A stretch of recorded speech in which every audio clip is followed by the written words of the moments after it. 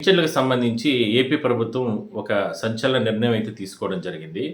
ముఖ్యమంత్రి గారు ఆదేశాల ప్రకారం అంటే ఉన్నటువంటి సమస్యల్ని అంటే జిల్లాల వారీగా జిల్లాల్లో ఈ కొత్త పింఛన్లకు సంబంధించి చాలా రకాలుగా ఇబ్బందులు పడుతున్నారు.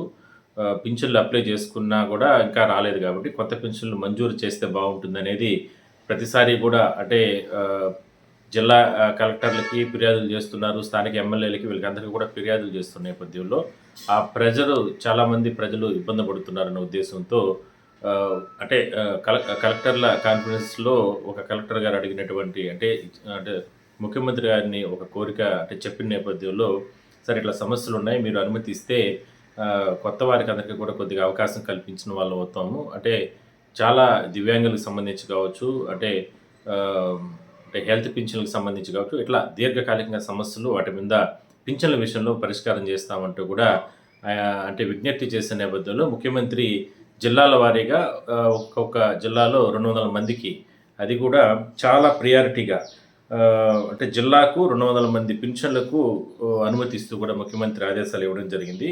కొత్త పెన్షన్ల పైన సీఎం చంద్రబాబు శుభవార్త చెప్పారు.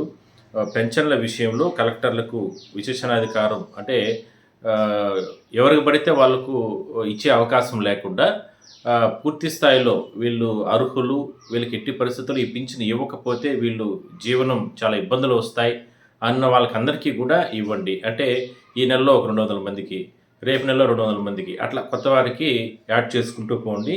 ఇది కూడా ఎందుకంటే ఇది ఎమ్మెల్యేలకు సంబంధించి సిఫారసు చేస్తారు కొంతమంది. బట్ అక్కడ నియోజకవర్గాల కింద తీసుకుంటే ఈ 200 అనేది ఎక్కువ దాటిపోతుంది. ఎంతోమంది అర్హులు ఉన్నారు. కానీ వాళ్ళలో ముఖ్యమైన వాళ్ళకందరికీ ప్రస్తుతానికి ఏర్పాటు చేద్దాం. అతి త్వరలోనే అందరికీ కూడా ఇచ్చే వెసులుబాటు మనం తీసుకొస్తామంటూ కూడా ముఖ్యమంత్రి గారు చెప్పినట్లు తెలుస్తూ ఉంది. అందువల్లనే క్యాన్సర్ రోగులు, దివ్యాంగులకు సంబంధించి జిల్లాలకు సంబంధించి 200 మందికి ప్రతి నెల కూడా ఇచ్చేసేయండి అంటూ కూడా ఆదేశాలు ఇవ్వడం జరిగింది. దీనికి కలెక్టర్ గారు బాధ్యతలు తీసుకుంటారు ఆయా జిల్లాల్లో. ఆయా జిల్లాలకు సంబంధించి ఇన్ఛార్జ్ మంత్రి కూడా బాధ్యత తీసుకుంటారు. వీళ్ళిద్దరూ అప్రూవల్ చేసిన వాళ్ళకందరికీ కూడా పింఛన్లు, కొత్త పింఛన్లు ఇందాక మనం చెప్పుకున్నటువంటి ఎవరైతే దీర్ఘకాలిక వ్యాధిగ్రస్తులు, సమస్యలతో ఉన్నవాళ్ళు, ఇంకా క్యాన్సర్ రోగులు, దివ్యాంగులకు సంబంధించి వీళ్ళకందరికీ ప్రస్తుతానికి ఏర్పాటు చేశారు. సో ఇది ఒక మంచి శుభవార్తే. ఎందుకంటే అందరికీ కూడా ఇది ఆమోదయోగ్యంగానే ఉంటుంది. త్వరలో కొత్త వారికి అందరికీ కూడా పింఛన్లు ఇస్తామని చెప్తున్నారు. సో చూద్దాం, అవి దానికి సంబంధించి కూడా నెక్స్ట్ అప్డేట్లో మనం చూద్దాం.